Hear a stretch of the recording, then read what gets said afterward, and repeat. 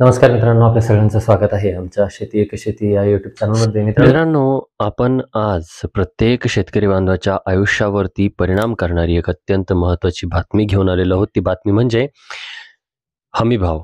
रब्बी हंगाम 2026 साठीच्या हमीभावांची घोषणा या ठिकाणी झालेली आहे. मित्रांनो, 1 ऑक्टोबर 2025 रोजी केंद्रीय आर्थिक व्यवहार मंत्रिमंडळ समितीची एक महत्त्वपूर्ण बैठक पार पडलेली आहे आणि याच बैठकीमध्ये रब्बी हंगामातील 6 प्रमुख पिकांच्या किमान आधारभूत किमतींना, ज्याला आपण MSP म्हणतो, मंजुरी देण्यात आलेली आहे. आता या घोषणेने खरीप हंगामानंतर आता रब्बी हंगामासाठी केंद्र शासनाने हमीभाव जाहीर केलेले आहेत.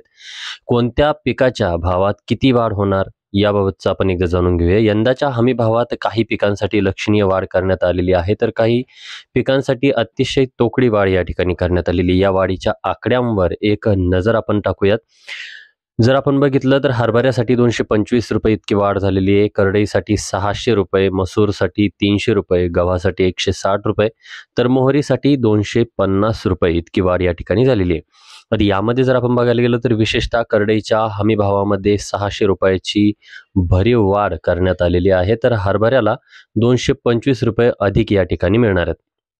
आता या वाढीनंतर 2026चे अंतिम हमी भाव MSP नेमके काय राहणार आहेत ते आता पाहूयात. तर 2026च्या रब्बी हंगामासाठी या 6 पिकांचे प्रति क्विंटल अंतिम हमी भाव किती निश्चित झालेले आहेत?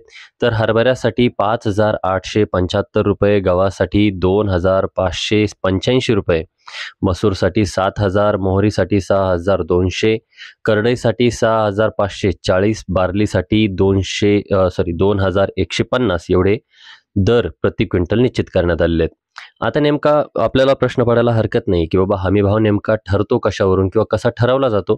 तर मित्रांनो, हमीभाव जाहीर करत असताना फक्त नफा किंवा तोटा या ठिकाणी बघितलं जात नाही, तर शेतकरी बांधवांच्या कष्टाचे योग्य मूल्यमापन करण्याचा प्रयत्न केला जातो. आता यामध्ये खाली काही महत्त्वाच्या बाबींचा विचार केला जातो किंवा विचारात घेतल्या जातात. त्यामध्ये पहिली, मानवी श्रम आणि कौटुंबिक कष्ट, बियाणं, खतं, कीटकनाशकं, औषधं यांचा खर्च, सिंचन शुल्क, वीज आणि डिझेलचा खर्च, यंत्रसामुग्रींचा व बैलगाड्यांचा खर्च, त्याचबरोबर जमिनीचं भाडं, या सगळ्या गोष्टींचा विचार करून शेतकरी आणि त्यांच्या कुटुंबाच्या श्रमाचे मूल्य या सर्व खर्चांच्या अभ्यासातून हा किमान आधारभूत किंमत म्हणजेच MSP या ठिकाणी ठरवली जाते. आता शेतकरी बांधवांची नेमकी अपेक्षा काय आहे? तर सरकारने वाढ केलेली असली तरी वास्तवात डिझेल झालं, खते झाले, मजुरांचे दर पाहता ही 100-200ची वाढ पुरेशी नाहीये, असं अनेक शेतकऱ्यांचं मत सुद्धा आहे. माझं वैयक्तिक मत सुद्धा आहे की ही वाढ पुरेशी नाहीये. बाजारातील महागाईच्या तुलनेत हमी भावात मोठी वाढ होण्याची मागणी सातत्याने शेतकरी बांधवांच्या माध्यमातून केली जाते. आता याबद्दल तुमचं या हमीभावाबद्दल नेमकं काय मत आहे? ही वाढ तुमच्या खर्चासाठी पुरेशी आहे का? कमेंट बॉक्समध्ये कळवायला विसरू नका.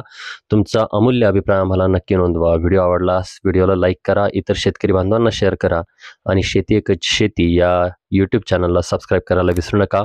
भेटूया पुन्हा एका नवीन महत्त्वपूर्ण माहितीसह. तोपर्यंत धन्यवाद मित्रांनो.